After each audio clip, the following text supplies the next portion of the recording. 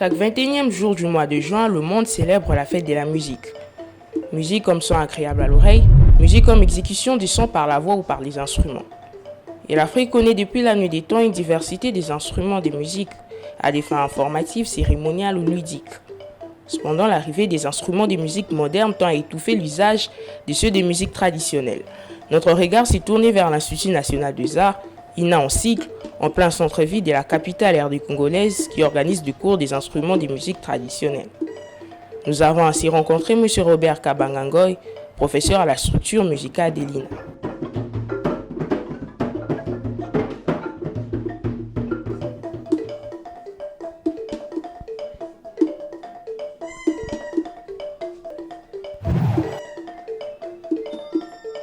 Dans tout ce que je peux dire, que la musique, c'est quelque chose qui reste présent dans la vie de tous les jours. Et la musique est là dans toutes nos activités. Le jour où un enfant naît, on l'accueille avec la musique. Le jour où l'enfant réussit à l'école, à l'université, la musique est présente. Et même le jour où on meurt, la musique est là. Donc bref, la musique, c'est notre ami de tous les jours. Et penser à une journée de célébration n'est qu'un fait normal. Et sans musique, il n'y a pas de vie, parce que la musique fait partie de la vie. La musique est en train de rythmer notre vie de tous les jours.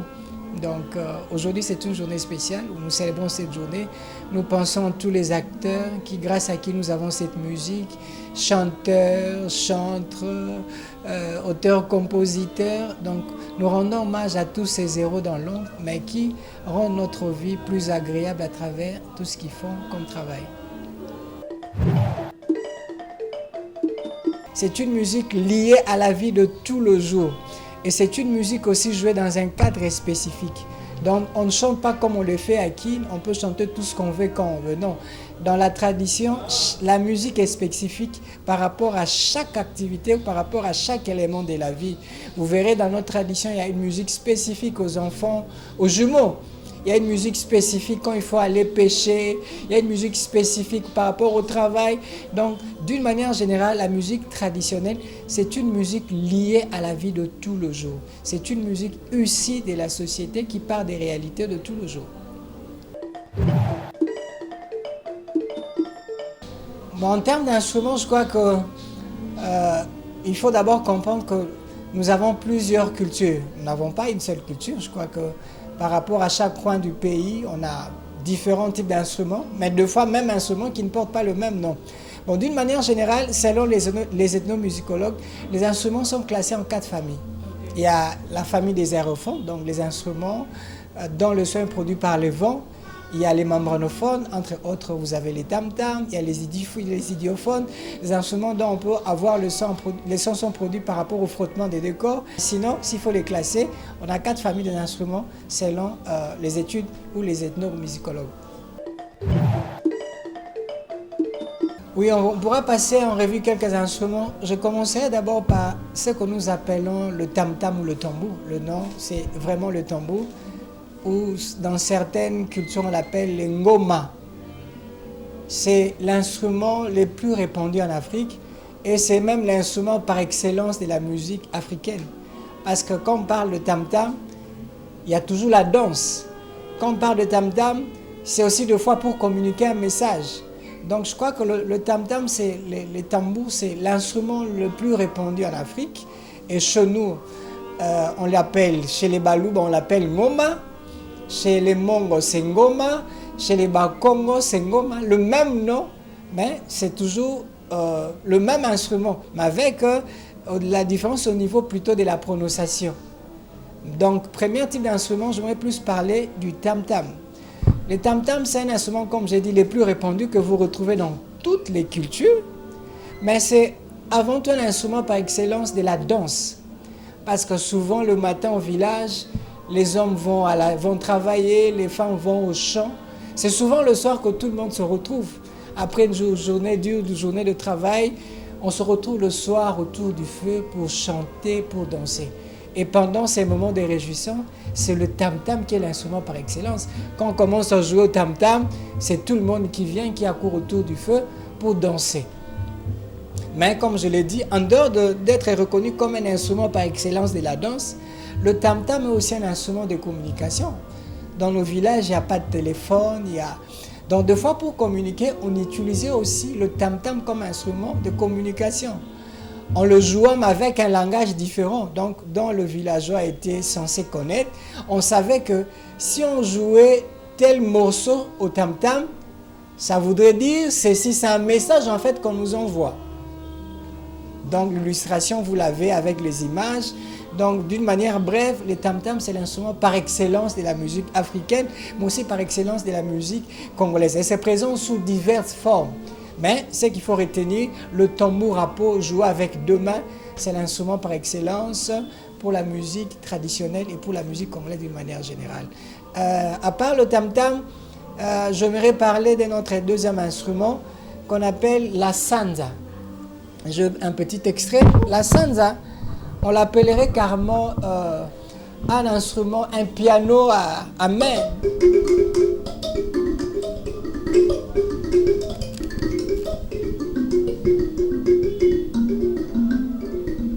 Ça, c'est un instrument solitaire, comme on l'appelle. C'est un instrument qui est joué souvent seul par le voyageur ou souvent par des sentinelles, ceux qui veillent la nuit. Quand il se retrouve seul, il prend son instrument et il commence à jouer pour ne pas dormir ou pour ne pas se fatiguer lors de son voyage. Ça, on appelle ça la sanza, communément appelée l'ikembe.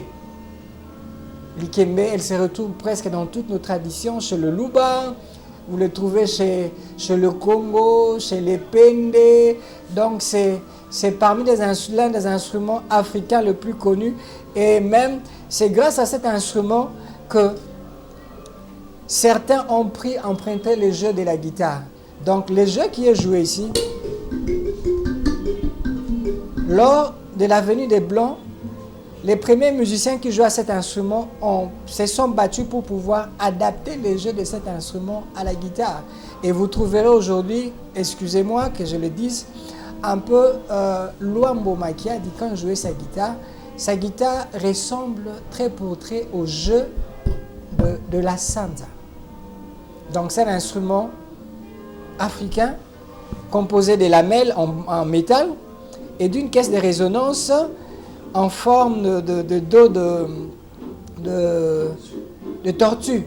Et là, d'ailleurs, c'est en dos de tortue qu'on a fait ça. Donc, c'est juste des lamelles posées sur une tablette en métal aussi et avec une caisse de résonance d'où nous pouvons en voir le son. C'est joué avec les deux mains, souvent avec des pouces. J'aimerais parler d'un troisième instrument qui est le xylophone, que la plupart appellent magrimba ou madimba. C'est un instrument composé carrément de morceaux de bois coupés en forme de lamelles et avec de calebasses qui servent de caisses de résonance. Elle est jouée avec deux bâtons et à l'extrémité, il y a ce qu'on appelle des caoutchoucs qu'on appelle de mayoche. C'est un instrument répandu chez le Luba. Quand vous écoutez plus la musique Luba, elle est répandue aussi chez les Pende parce qu'il y a des xylophones Pende. Mais d'une manière générale, c'est un instrument qu'on retrouve presque dans toutes nos provinces, dans toutes nos cultures. Donc c'est un instrument très capital, très important et qui fait danser aussi nos populations à travers les belles mélodies qu'il produit et à travers les jeux magnifiques qu'on peut tirer de cet instrument. Donc les xylophones, beaucoup l'appellent marimba, madimba, c'est toujours la même chose. Donc comme je le dis, c'est vraiment un instrument parmi les plus réputés en Afrique et surtout c'est chez le Luba et chez les Pende. C'est parmi les instruments de base quand il faut accompagner. En dehors des tam-tam, c'est souvent les xylophones qui accompagnent aussi la musique. Des fois on le joue avec 2, 3, 4 xylophones. Ça dépend de chaque groupe, ça dépend de chaque activité, le nombre de xylophones qu'on veut bien aligner. Mais sinon, c'est un instrument par excellence de la musique congolaise et de la musique traditionnelle africaine.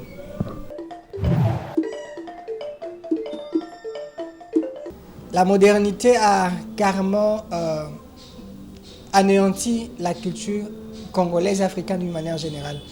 Les gens sont plus attirés vers tout ce qui est moderne, et ils abandonnent tout ce qui est traditionnel, mais aussi certains enseignements selon lesquels tout ce qui est lié à la tradition est forcément rattaché à la sorcellerie. Moi, je n'ai jamais épousé cet avis, mais je pense que la culture congolaise, d'une manière générale, mérite d'être valorisée.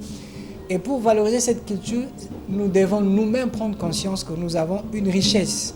Notre musique traditionnelle, au départ, c'est une richesse. Parce qu'en fait, cette musique véhicule aussi des valeurs ancestrales. Et il véhicule des valeurs qui, avec le temps, sont en train de se diluer dans la modernité. Moi, je crois que d'une manière générale, nous devons tout faire pour valoriser notre culture à travers la musique. Parce que la musique, c'est un élément attractif. On est plus attiré par la musique et par la lecture. Alors, qu'est-ce qu'il faut faire? Il faut trouver une stratégie pour la promotion de cette musique. Malheureusement, avec les instruments traditionnels, vous pouvez juste regarder tout ce qui se passe autour de nous. Les gens ont abandonné tout ce qui est traditionnel. Même le tam-tam qui est joué aujourd'hui, c'est le tam-tam de l'Occident ou tam-tam venu de l'Amérique. Le tam-tam avec la peau de la vache ou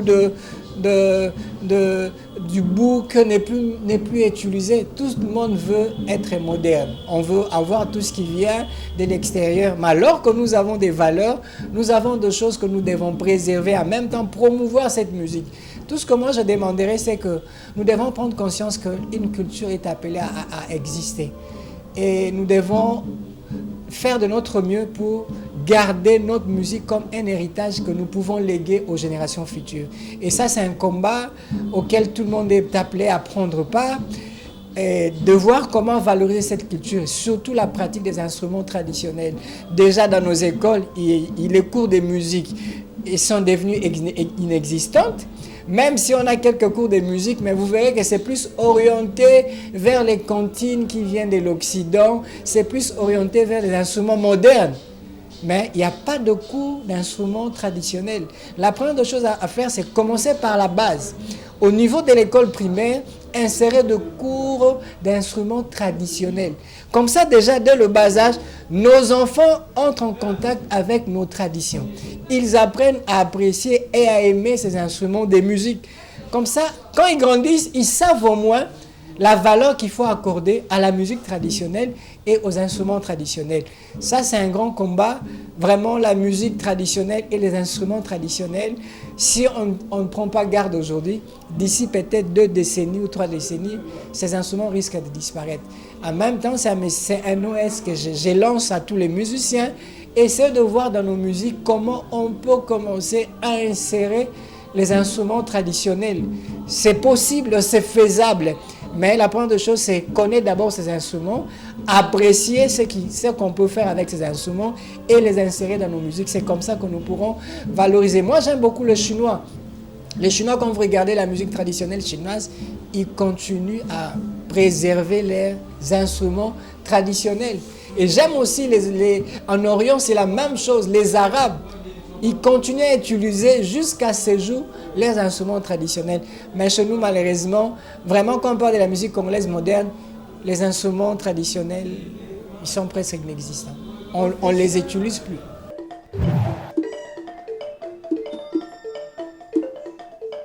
Bon, l'INA, en tant qu'institution de formation, nous avons déjà une option ethnomusicologie, où nous essayons de valoriser tout ce qui est musique du terroir. Et même dans le cadre de cours, nous avons la pratique instrumentale. Et dans cette pratique instrumentale, nous avons des branches spécifiques où nous apprenons aux étudiants les instruments traditionnels.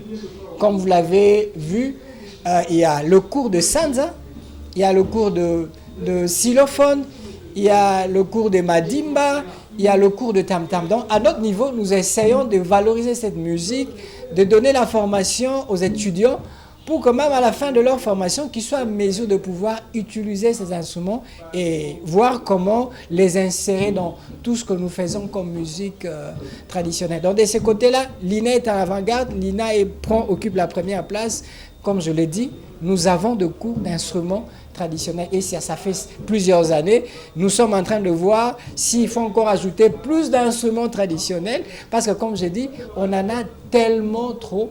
Avec plus de 400 ethnies, comprenez qu'il y a plusieurs types d'instruments, mais nous nous battons avec le temps de pouvoir initier nos étudiants à la pratique des instruments traditionnels.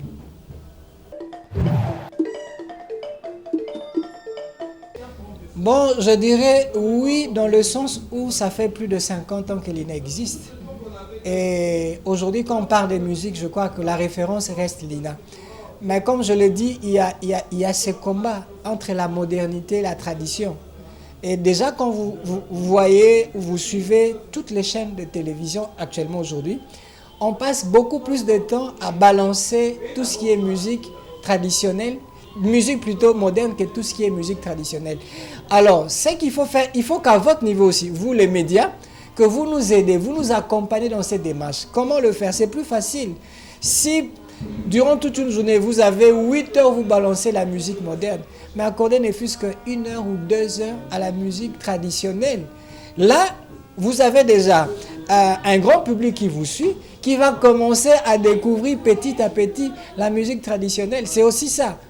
Donc, vous avez aussi ce devoir de pouvoir nous aider dans cette démarche, de faire la promotion des instruments de musique, mais aussi, j'apprécie déjà l'initiative avec cette émission, qui n'est qu'une première, je crois qu'il y aura une deuxième, une troisième.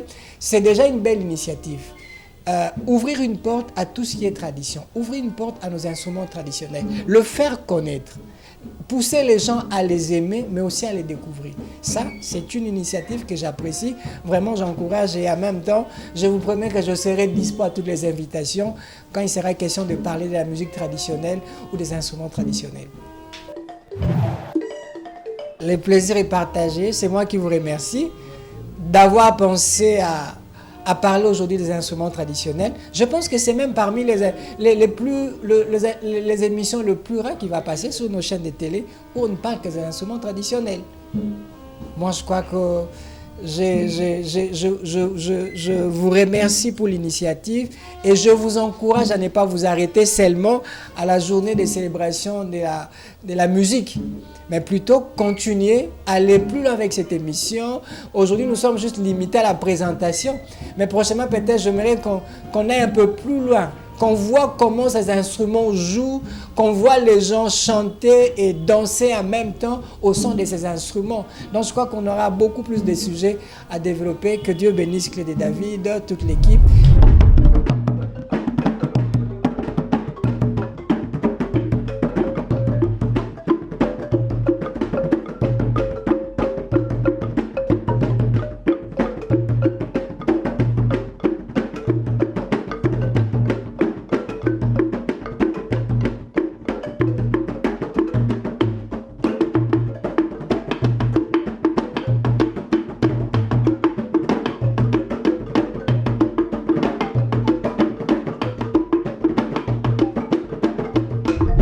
Je m'appelle Traciela Maosso, je suis en L1 musique.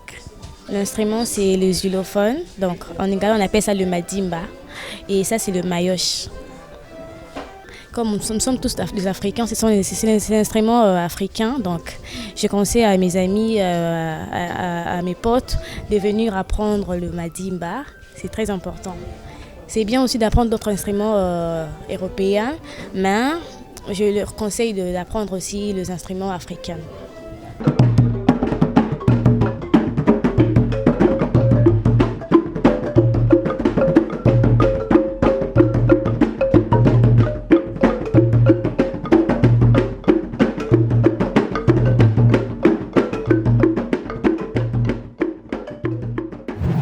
Monsieur Kouzalouka Jules, je suis chercheur, en même temps chef de département musique et civilisation congolaise, communément appelé ethnomusicologie, à l'Institut national des arts, INA. Il y a beaucoup de chercheurs qui viennent ici se ressourcer. Vous voyez, il y a toute une multitude des instruments traditionnels ici. Ils viennent se ressourcer. Ils viennent se ressourcer sur la tradition congolaise, la musique traditionnelle de notre pays, notre patrimoine culturel. L'objectif de cette filière, Mais c'est donner les informations sur ce que nous sur ce que notre pays renferme comme richesse culturelle, artistique, traditionnelle. Le patrimoine, notre patrimoine culturel, ça fait partie de notre culture. Il faut que nous arrivions à maîtriser notre culture. Cet instrument que je retiens entre mes mains s'appelle la sanza. Mais en langue vernaculaire, on appelle ça l'ikembe, tout ça. Mais le terme qui convient, le terme édicté par les ethnomusicologues, c'est la sanza. C'est un instrument qui est classé dans la famille des idiophones. Vous savez, en musique traditionnelle, aussi en musique africaine, il y a une classification des instruments de musique. Il y a les idiophones, les chordophones, les aérophones et les membranophones. Mais celui-ci est classé dans la famille des idiophones.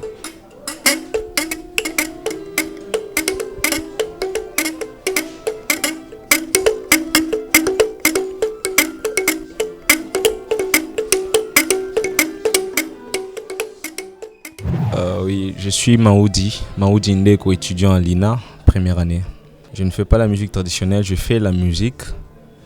Mais ici, vu que nous parlons de la musique traditionnelle, c'est pour ça que je suis là, pour représenter l'instrument de la musique traditionnelle que je fais.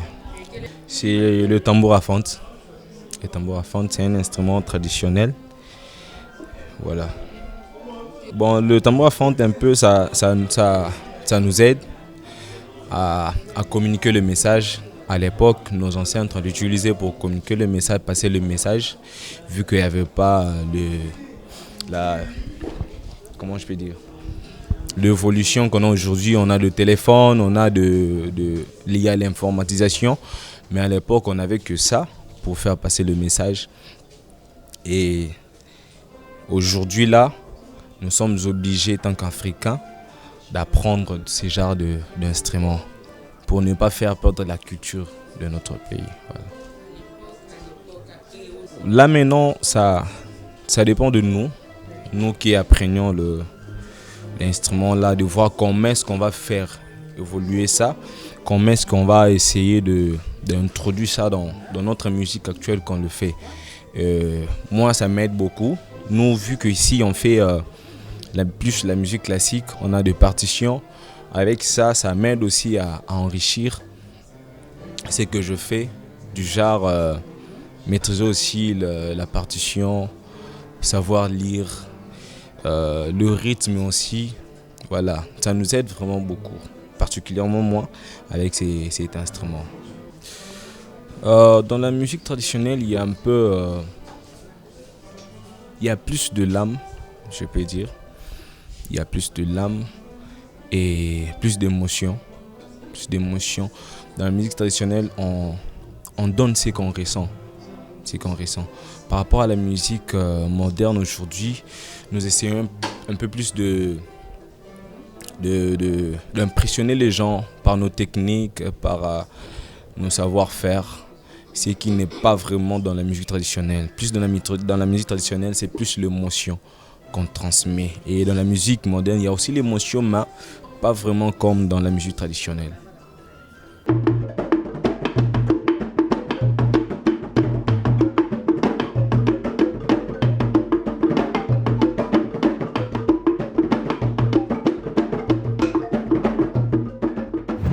Cet instrument s'appelle la kora. C'est un instrument d'origine ouest-africaine. Il est classé dans la famille des chordophones, des instruments à cordes. Donc la production sonore se fait par les canaux de cordes.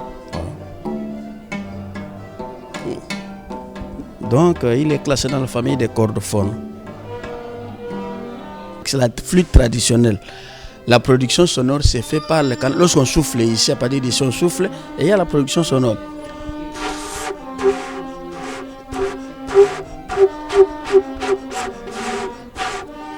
Donc on a la production, on a les sons à partir du souffle. Lorsqu'on souffle à partir d'ici, on a les sons. Ça, c'est classé dans la famille des aérophones. Aéro, l'air. Je crois que la ronde que nous venons de faire nous a permis un peu de comprendre les différents types d'instruments traditionnels que nous avons, en tenant compte de la classification et des différents types d'instruments que vous avez vus, les étudiants en train de jouer. Juste un dernier mot, c'est que nous sommes en train de travailler ici à l'INA dans le cadre de la promotion de la culture congolaise. Nous avons tous appris à l'école la culture européenne à travers la musique classique, mais il n'y a que des Congolais qui peuvent parler de la culture congolaise. Et c'est ce que nous sommes en train de faire.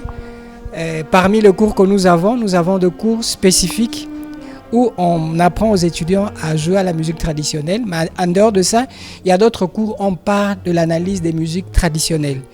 Et je me joins à la télé Clé de David juste pour dire que nous avons tous le devoir de valoriser notre culture et surtout de faire la promotion de nos instruments traditionnels. Et je vais convier le parent, le jeune, à pouvoir s'intéresser aux instruments traditionnels parce que ça fait partie de notre culture, ça fait partie de notre richesse. Nous avons ce devoir de le pérenniser et de le préserver pour les générations à venir. Donc je crois qu'en suivant cette émission, vous avez déjà une idée sur les instruments traditionnels, le rôle, la classification, le jeu, et puis peut-être prochainement on pourra plus en aller en détail par rapport aux origines et l'utilisation. Mais sinon, déjà après cette émission, vous aurez une idée exacte sur les instruments traditionnels qui est une des richesses de la culture congolaise.